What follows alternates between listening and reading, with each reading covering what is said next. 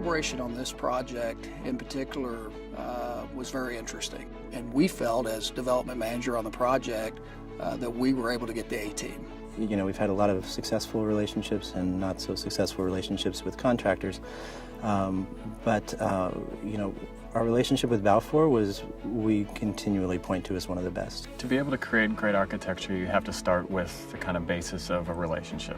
You can't build a building like this, or any building, if you don't have the relationship and the collaboration and the trust. In order to do all of that and do it in a unified way is quite a challenge.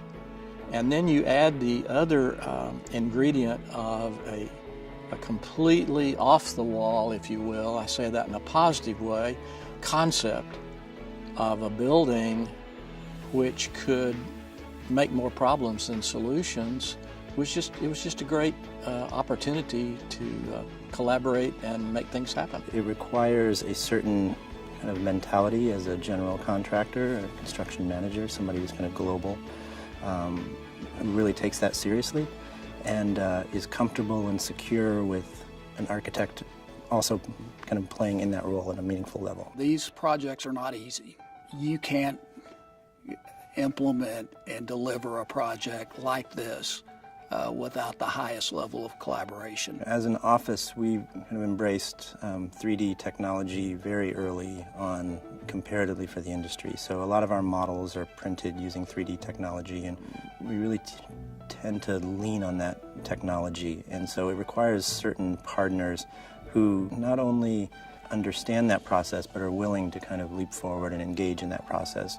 The entire project, including not only the designers and the engineers, but the subcontractors, all used BIM as a management tool. The lobby is one of my favorite spaces, which is just a large, expansive area of tension glass, and it's really transparent, connects the city. The precast skin on the exterior, for example, right? It's kind of like beautiful, like never seen before, invented kind of idea of what concrete can be. Designing a nature and science museum was an interesting opportunity for us because it incorporates a lot of what the museum is trying to communicate into the building itself.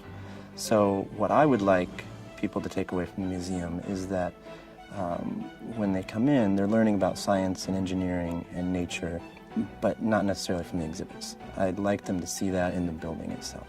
Our goal is actually pretty simple. It was to build a great building.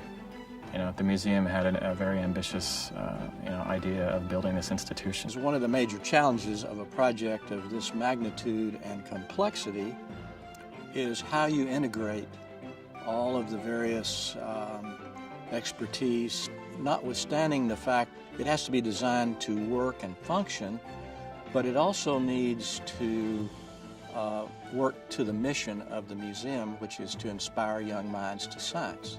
This is a museum. This is something that's going to outlast all of us. It's kind of larger than the sum of its parts, and I think they were the kind of like final missing link of that puzzle to help it be successful.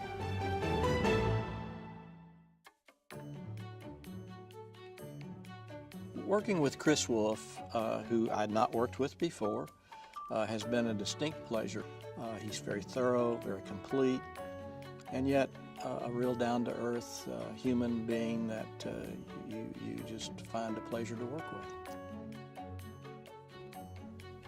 Bobby's great because, you know, he's been in this business, I think, for probably he's been with the company for 35 years. So he's somebody who kind of gets it on a much larger scale.